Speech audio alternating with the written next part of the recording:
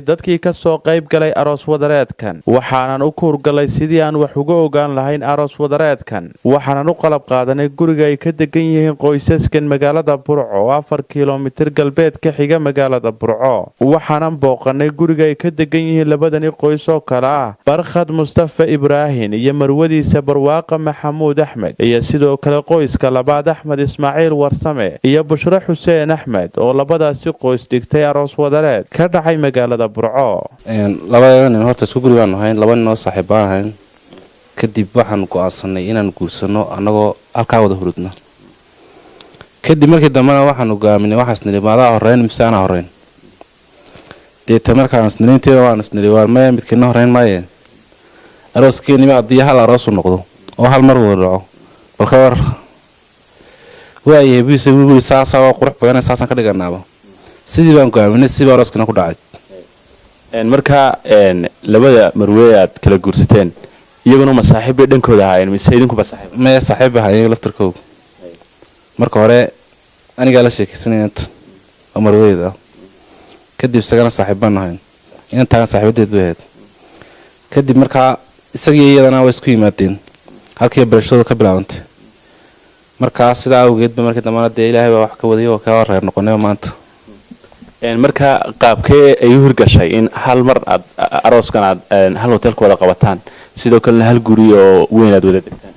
waxay ku hirgashay marka hore doonista isku mar way dhacday markii dambana waxaan niri muxuu ahaa mar haddaynaan meel waxba kala haynba marka hore isku guri galanay imina hal guri noo way sharaxan yahay arooskiina israacino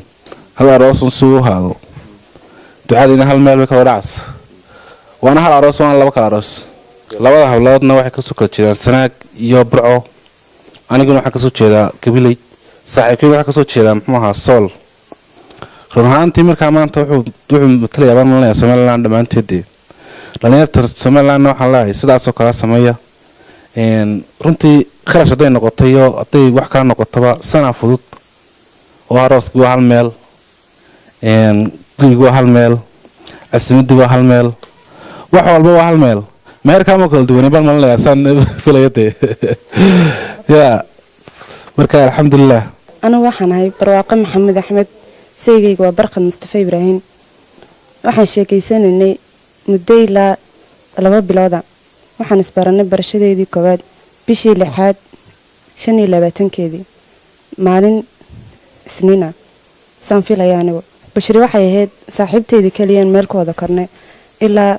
muddo 15 sano marnaba isma lahayn gurigooda wada degaysaan balse rajadeyda anigu say qabtay beedeed dareenkana waxaan isleeyahay runtii waa wax cusub aad ku soo kordhiseen caalamka ma sheegay laakiin wadankeena Soomaaliland Axmed waxa weeye saygayga saaxiibkii kooda waxaan sabab u ahaa labadayada waliba gaar ahaan aniga mid ka mid ah helada qoyskan ayaa ka warbixiyay qaabkay u arkeen markay la yimaadeen fikradan iyo sidoo kale waxay ka aaminsanayeen markii hore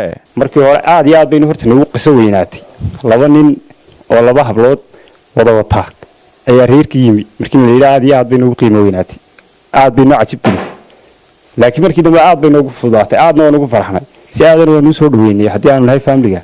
way iyagu imaka iskaga raali afartooda qof waxa iskaga saasi ku qanacsiin oo iskaga raaliyiin dhacdadan ku cusub deegaanada ay Soomaalidu degto dadweynaha magaalada Burco ayaa aad u hadalaya aroos wadareedkan qaabkiisu ku cusub yahay bulshada Maxamed Saciid Gaxnug telefishinka caalamiga